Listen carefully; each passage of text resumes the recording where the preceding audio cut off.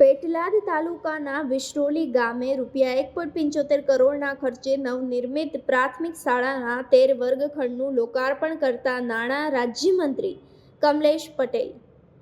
પેટલાદ તાલુકાના વિશ્રોલી ગામે ₹1.75 કરોડના ખર્ચે નવનિર્માણ પામેલ પ્રાથમિક શાળાના 13 વર્ગખંડોનું લોકાર્પણ રાજ્યકક્ષાના નાણામંત્રી કમલેશ પટેલના વરદ હસ્તે કરાવવામાં આવ્યું હતું.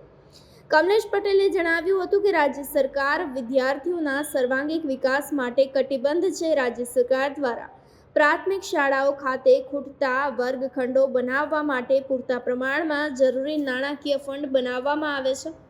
દરેક ગામ ખાતે પ્રાથમિક શાળામાં ખૂટતા વર્ગખંડો નવા બનાવવામાં આવી રહ્યા છે તેમ ઉમેરી અને શિક્ષકો અને વાલીઓ પણ બાળકોની ચિંતા કરે તે ખૂબ જ જરૂરી છે તેમ તેઓએ જણાવ્યું હતું.